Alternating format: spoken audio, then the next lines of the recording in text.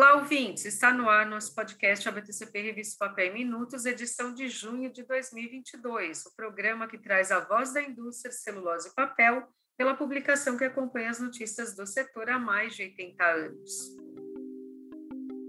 Abrimos esta edição do nosso podcast O Papel em Minutos com os destaques do mês para a nossa reportagem de capa sobre a expansão da fábrica da Smurfit de capa em Fortaleza, Ceará, e uma entrevista sobre os primeiros passos para as empresas interessadas em iniciar a tão necessária jornada verde. Afinal, a importância de falar sobre conceitos dessa jornada se justifica pelo fato de o nosso setor não ser composto apenas por grandes empresas que estão a um passo frente desta direção.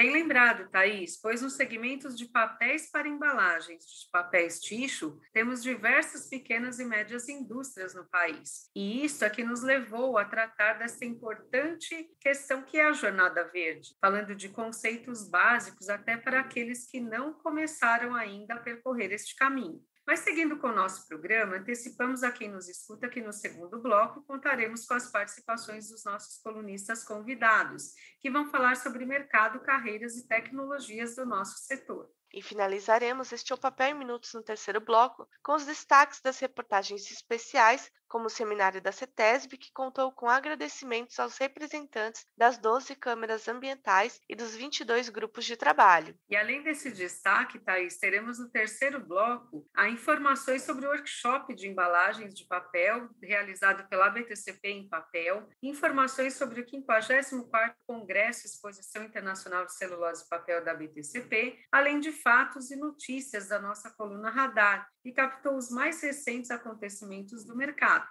E mais, contaremos com a especial participação de Roberto Franchini, um dos autores do artigo técnico elaborado pela Valmet sobre celulose microfibrilada para a produção de papéis tixo. Feita esta breve introdução sobre o nosso Papel em Minutos de junho, vamos começar pela apresentação da nossa reportagem de capa sobre a Smurfit Capa. A empresa tem avançado no projeto de expansão da fábrica de Maranguape, localizada em Fortaleza, no Ceará. O projeto foi anunciado pela companhia no início deste ano e soma um aporte de 33 milhões de dólares. O investimento inclui a instalação de uma nova máquina onduladeira e de impressoras de alta gráfica, além de ser direcionado à construção de um centro de inovação. Ao detalhar as estratégias comerciais por trás do investimento, Manuel Alcalá, CEO da Smurfit Capa no Brasil, revelou à nossa equipe que os parques fabris brasileiros, em especial de Fortaleza, exercem um papel importante à atuação do grupo. Quase 30% do total da população brasileira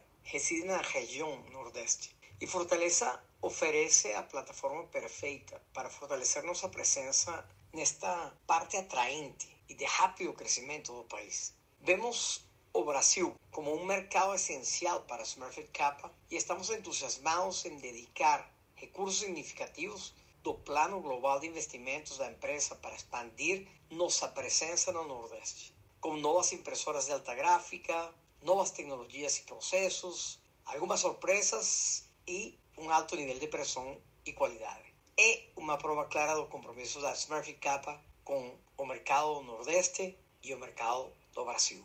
Entre os demais investimentos que estão no radar do grupo está uma soma de mais de 4 milhões de dólares para a instalação de uma estação de tratamento de águas na fábrica de Uberaba, em Minas Gerais, e outro aporte de 15 milhões direcionado à aquisição de novos equipamentos e melhorias no processo produtivo da planta de Bento Gonçalves, no Rio Grande do Sul.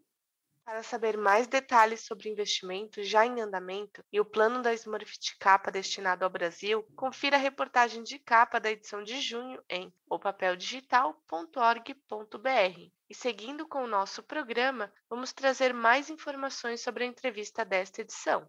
É fato, caros ouvintes, que a temática ESG vem ganhando um espaço cada vez maior no dia a dia operacional dos segmentos industriais. Muitos deles já estão engajados em práticas relacionadas à sustentabilidade há muitos anos, como as grandes empresas do nosso setor de celulose e papel, já que o atendimento aos requisitos dessas normas e programas estabelecidos pelos órgãos certificadores é apenas uma das exigências para atuarem anuente aos padrões legais vigentes. Contudo, como já reforcei no início do programa, não é só de grandes empresas que a nossa indústria se constitui. O universo industrial brasileiro contempla camadas distintas, abrigando players de pequeno, médio e grande portes, e refletindo uma realidade repleta de espaços para melhorias em cada uma delas. Nesse contexto, Júlia Strasburger, nossa entrevistada dessa edição, que é orientadora técnica e docente dos cursos técnicos de Meio Ambiente e Qualidade do SENAC EAD, fez uma ampla contextualização sobre a realidade nacional e elenca os primeiros passos para as empresas interessadas em iniciar a tão necessária jornada verde. Essa mudança tem que estar na estratégia da companhia. Como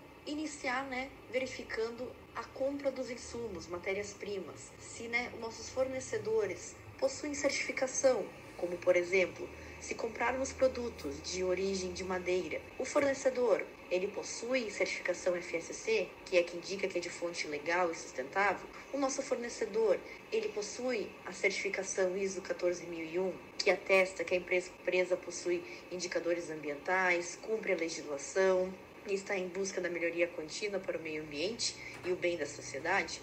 Essas práticas são fundamentais para a garantia do negócio, pois cada vez mais estamos tendo a exigência de sermos mais verdes. Para ler o ping-pong completo, com toda a análise e as demais orientações de Júlia aos ouvintes que precisam dar passos em direção à Jornada Verde, acessem o conteúdo da O Papel de Junho em opapeldigital.org.br ou aguarde seu exemplar impresso chegar em sua residência. Isso aí, caros ouvintes, e com esses destaques editoriais da matéria de capa e entrevista, vamos concluir o nosso primeiro bloco deste podcast O Papel em Minutos, edição de junho de 2022. E lembramos a todas, todos e todas que suas empresas podem patrocinar o nosso programa e ganhar visibilidade dentre um público mais que especializado em informações relevantes na contratação de tecnologias.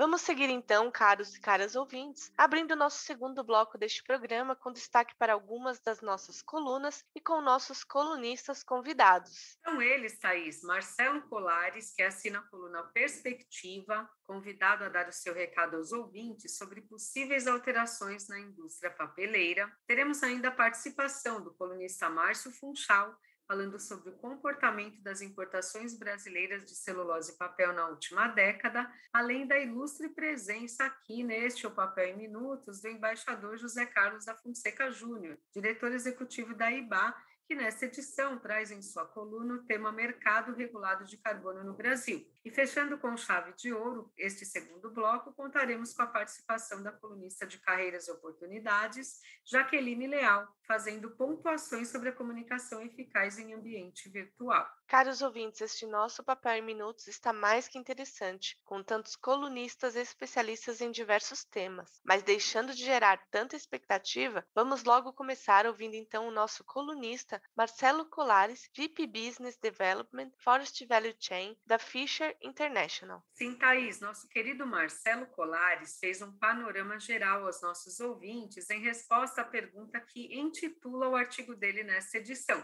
Será o Paraguai a nova fronteira da indústria brasileira? Será, Patrícia. Quem vai nos contar é o próprio Marcelo. É um prazer participar com vocês aqui desse nosso bate-papo, rápido bate-papo. Realmente é provocativo porque nós entendemos na Fisher que o mercado está passando por algumas rupturas, algumas mudanças drásticas, não só na celulose, mas também em outros tipos de fibra, outras abordagens de mercado, outras substituições, créditos de carbono. Então a intenção realmente foi provocar as pessoas a começar a pensar um pouco fora do status quo setorial para que nós possamos entender e não sermos surpreendidos por possíveis mudanças estruturais do segmento. O Paraguai, sem dúvida nenhuma, pode ser uma dessas mudanças estruturais que nos assustam a priori, mas que em seguida mostra apenas a força da nossa região, da América Latina, no setor, o que deve servir não como uma visão de ameaça, mas sim como uma visão de oportunidade, para que nós possamos, então, aumentar um pouco o nosso foco de atuação e abraçarmos aí os estados vizinhos e, por que não, o Mercosul como um todo. Essas mudanças estruturais que eu mencionei, elas vêm ocorrendo por diversos motivos, entre eles desenvolvimentos tecnológicos. A gente não pode deixar de lembrar e se orgulhar aí do Elkaliner, da Klabin, do Elka Fluff, da Suzano, e por aí vai, né? Existem outras rupturas tecnológicas de menor porte que as empresas na América Latina vêm apresentando no mercado de uma maneira um pouco mais silenciosa.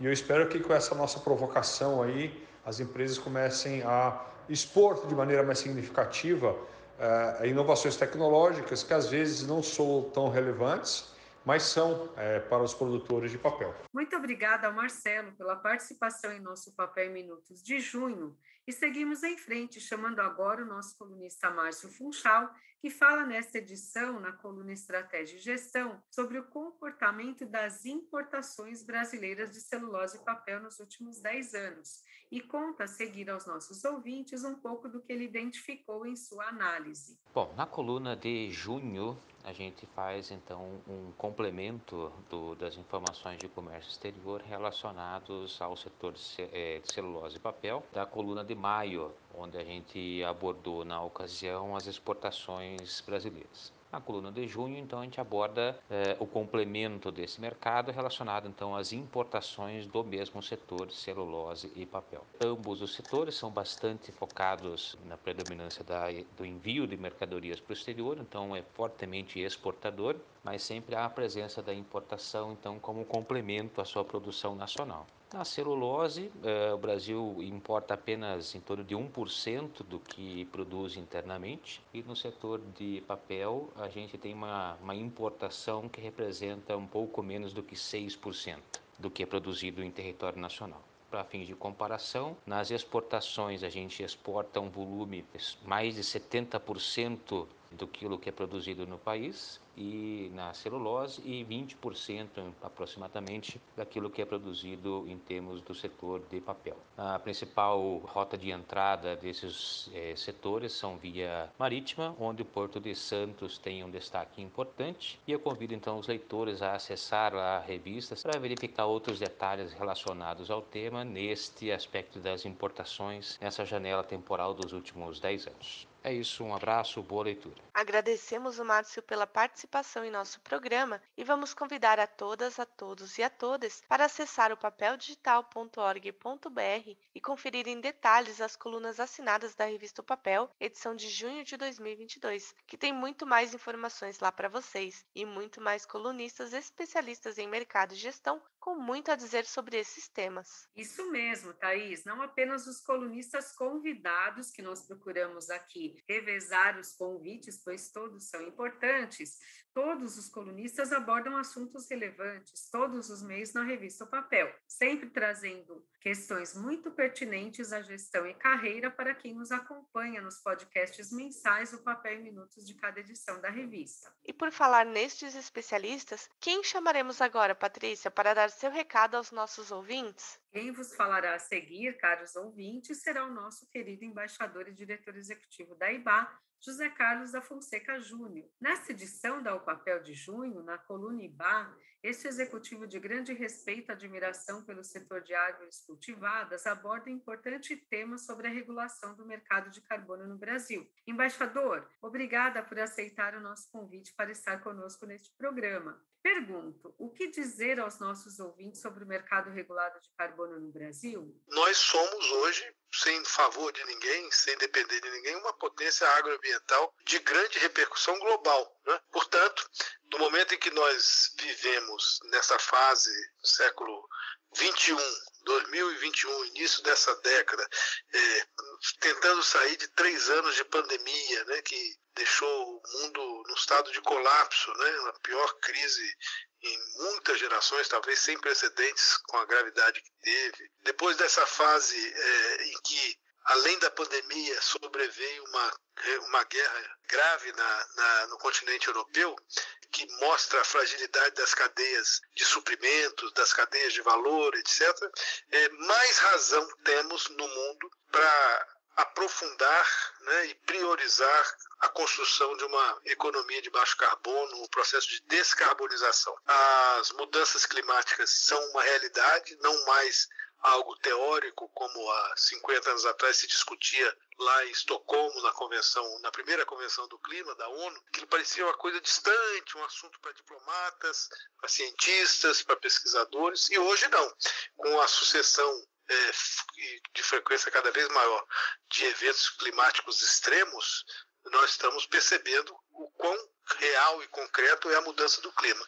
E para mitigar essa mudança climática, para impedir que o mundo ultrapasse pontos sem retorno, né, nessas mudanças climáticas, é que nós precisamos continuar trabalhando. E nesse momento o Brasil, portanto, surge, né, emerge como um dos grandes players, um dos grandes líderes dessa nova economia, da economia verde, da economia da sustentabilidade. Então, diante dessas oportunidades que se abrem para o planeta, que um imperativo que nós temos que cumprir em homenagem às futuras gerações que vão habitar esse planeta que precisa ter clima sustentável, né? Precisa ter ar respirável, agricultura que produz, água que possa ser ingerida, etc., é que nós precisamos nos dedicar a esse trabalho de dotar o Brasil de regras para ser um player importante na área de crédito de carbono, que é a maneira econômica, né, de estimular economicamente os esforços de mitigação das emissões de gases de efeito estufa que prejudicam e aquecem o planeta Terra. Então, sim, para que isso aconteça, o Brasil estava atrasado há alguns anos, né? Nós perdemos muito tempo discutindo um programa no âmbito do Banco Mundial, do Ministério da Fazenda, que acabou interrompido. Depois, durante alguns anos, o país se valeu dos mecanismos do Protocolo de Quioto, do chamado Mecanismo de Desenvolvimento Limpo. Fizemos projetos, né, de crédito de carbono dentro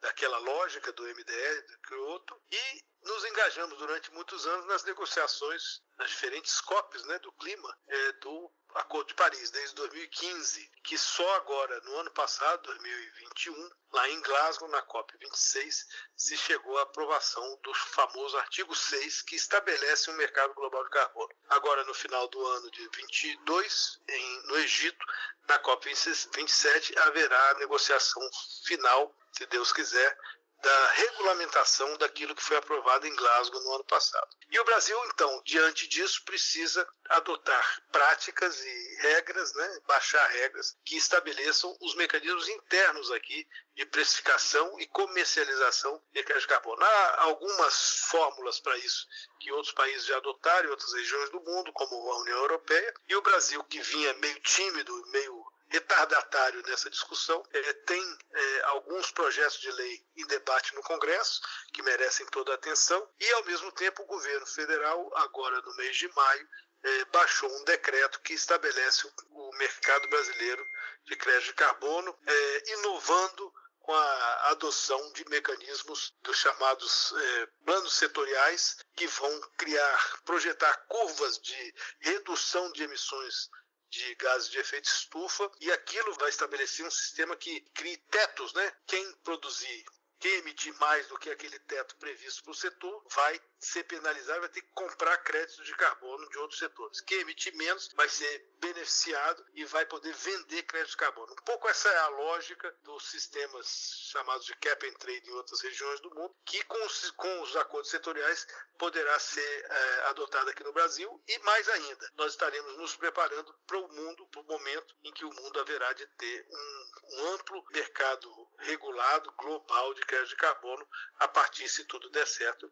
da COP27, prevista para se realizar no mês de novembro, lá no Egito. Agradecemos o embaixador e diretor executivo da IBA pela participação neste O Papel em Minutos. E vamos convidar agora, para fechar este bloco, a colunista Jaqueline Leal, que é psicóloga clínica, coach de carreira e consultora em desenvolvimento humano e organizacional, para falar sobre comunicação eficaz. Sim, Thaís, esse tema é muito importante. Em conversa com a Jaqueline, eu pedi para ela destacar aos ouvintes os desafios de uma comunicação eficaz, considerando principalmente o trabalho remoto, que ganhou espaço nestes últimos tempos pós-pandemia, ainda pandemia, né? E acredito que um dos grandes desafios deste modelo de trabalho, já de cara, é eliminar os ruídos do ambiente em nossas residências. Exato, então vamos ouvir a Jaqueline. Olá, Patrícia, que alegria estar aqui mais uma vez falando com vocês um pouquinho a respeito das minhas vivências, né, que eu relato nos artigos aí para a revista O Papel. Bem, essa pergunta a respeito da comunicação eficaz, ela é fundamental nos tempos atuais, onde o mundo online tem sido cada vez mais relevante e tomando cada vez mais espaço. Como você sabe, mas não sei se os nossos ouvintes sabem, eu atuo online desde 2014, então tenho vasta experiência bem anterior à pandemia, tanto com o serviço da psicoterapia quanto com o serviço do coaching de carreira e de treinamentos. E tenho percebido, né, que são várias as questões que precisam ser trabalhadas para que aquilo que vai ser comunicado seja comunicado com eficiência, com eficácia. Bem, uma coisa que é muito importante a gente parar para olhar aqui, a gente compreender, é que as pessoas são certamente, né, o maior dificultador desse processo e, ao mesmo tempo, os maiores interessados. Por que eu falo isso? Porque quem comunica, comunica algo para alguém. E se eu estou lá naquele espaço com o intuito de levar uma informação para uma pessoa, eu preciso tomar alguns cuidados que garantam, que certifiquem que a mensagem que eu vou entregar chegue da melhor forma possível. Então, eu preciso cuidar de pequenos detalhes, desde dos ruídos que eu tenho ali ao meu redor, desde como eu olho e direciono o meu falar para essa pessoa, até mesmo como eu estou sentado, os distrativos que eu tenho no local aonde eu estou com a minha câmera posicionada. Para quê? Para gerar o maior conforto possível, conexão e vínculo, né, com a pessoa que eu estou ali conversando. Uma coisa que é muito importante é que quando eu me comunico no presencial, eu tenho a oportunidade do olhar, eu tenho a oportunidade do toque, eu tenho a oportunidade de verificar a postura da pessoa, como ela se coloca, o movimento que ela faz com o corpo, se ela tem alguma objeção física com relação àquilo que eu estou trazendo para ela, se ela se emociona, como é que ela se posiciona com aquilo que eu entrego para ela. Agora, se eu estou de forma online, isso fica dificultado, porque nem sempre eu consigo perceber tantos detalhes, né, na pessoa e no cenário, nas coisas que acontecem ali ao redor e que podem impactar também no como ela está naquele momento, né? Então, para a gente poder tentar reduzir essas coisas ao máximo, a gente precisa investir em quê? Em presença, tá? Eu preciso ter mais consciência, eu preciso ter mais intenção de qual é o meu objetivo com aquela reunião, com aquele feedback que eu vou dar naquele momento, com aquele encontro, né, com aquela sessão de coaching, de mentoria. Eu preciso ter mais clareza sobre o meu treinamento, sobre tudo aquilo que eu intenciono realizar ali naquele espaço. E por que isso faz tanta diferença? Porque eu preciso estar presente, eu preciso estar conectado, eu preciso gerar esse espaço fértil entre nós, mesmo na presença de uma tela. Eu preciso, então, ser objetiva, ser clara, conseguir olhar nos olhos, tentar ao máximo evitar os distrativos, né? Evitar ao máximo deixar de estar ali presente e atenta no que aquela pessoa me traz, né? Em como ela responde aquilo que eu trago para ela, sabendo que existem coisas que vão fugir do nosso controle quando se está em trabalho home office, mas fazer o possível para cuidar desse ambiente de forma que a outra pessoa sinta o respeito, né, e a importância que aquele encontro ali de dois está sendo para a vida dela, seja nesse um a um, one a one, seja numa mesa de reunião com mais outras pessoas, né? Então esteja preparado, faça o seu roteiro, desenhe o percurso que você quer caminhar durante essa conversa, aonde você quer chegar. Estreite, alinhe expectativas no início, expectativas atendidas, não atendidas no final. Certifique-se que todo mundo que está ali, né, sai com clareza, mesmo que não com a resposta que desejava, né, ou feliz com o que escutou, mas que todos saiam dali com a certeza de que foi feito o melhor que se podia fazer e que tudo foi conduzido para que a comunicação fosse a mais assertiva e eficaz possível. Eu espero que eu tenha respondido a sua pergunta e eu espero também que a minha resposta seja útil para os nossos ouvintes. Obrigada. Muito obrigada, Jaqueline, por sua brilhante participação em um tema tão relevante dentro e fora das companhias. Portanto, recomendamos aos nossos ouvintes a leitura desta coluna, entre as demais que também estão imperdíveis, como a coluna Ponto de Vista, sobre o futuro do packaging ser digital, por Adrian Cove, da ABB Digital, e a coluna Setor Florestal em Questão, do advogado especialista em meio ambiente Pedro Pisa, com as suas considerações sobre o Código Florestal no Brasil após uma década de sua implantação. E lembramos ainda aos nossos ouvintes para acessar a opapeldigital.org.br e acompanhar os dados sobre mercado, gestão, produção e vendas e preços nas páginas verdes de cada edição. Fechamos assim, então, nosso segundo bloco deste O Papel em Minutos, o programa que traz a voz da indústria celulose e papel, pela publicação que acompanha as notícias do setor há mais de 80 anos. Caros ouvintes, abrimos este terceiro e último bloco do nosso programa com destaques de notícias e reportagens de um artigo técnico especial da Valmet, publicado nesta edição. E começando pelas reportagens, no início de junho, a CETESB promoveu um seminário de integração e agradecimentos aos representantes das 12 câmaras ambientais e dos 22 grupos de trabalho que hoje fazem parte do órgão ambiental de São Paulo. Além dos dirigentes da CETESB, o evento contou com a presença dos presidentes e secretários das câmaras. Humberto Caldeira Tinco, então presidente da Câmara Ambiental de Madeira, Mobiliário, Papel, Papelão e Celulose, deu enfoque a 2 produtos resultantes dos trabalhos realizados pela Câmara, entre eles a destinação adequada ao lodo branco. São 2 produtos que dão uma destinação ao lodo branco, né, que é o lodo que sai do sistema de tratamento de efluente. Ele tem uma quantidade de fibras e essas fibras são usadas como matéria-prima para outros tipos de papéis, miolos de cartão, papéis secundários, né, e papéis reciclados.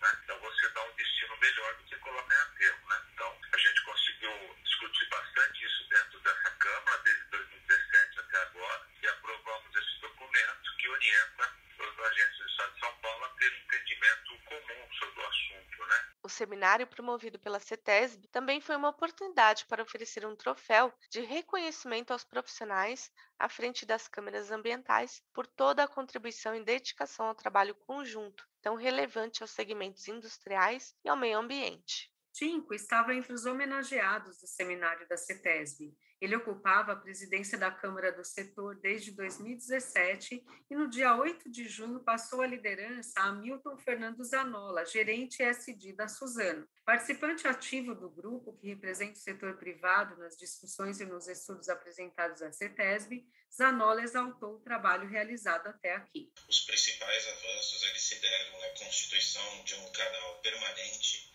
entre o sistema de meio ambiente, representado pelos especialistas e diretoria da CETESB, e o setor produtivo. Isso tem permitido aos atores envolvidos atuarem no aprimoramento e na implementação dos instrumentos de gestão ambiental do Estado de São Paulo, tais como na concepção de políticas públicas. Na reportagem institucional produzida pela repórter Caroline Martim, na O Papel de Junho, você confere o balanço completo feito pelo atual presidente da Câmara Ambiental de Madeira, Mobiliário, Papel, Papelão e Celulose, e também fica a par do planejamento voltado à continuidade da construção de uma base de referência técnica que ajude na orientação e avaliação da CETESB na aprovação das soluções que têm sido estudadas pelas companhias do setor. Além desta reportagem, Thaís, temos ainda matéria especial sobre outros temas institucionais. Entre estes, o 4º workshop de embalagem de papel realizado pela BTCP em parceria com a Empapel, no último dia 19 de maio, em Fortaleza, Ceará.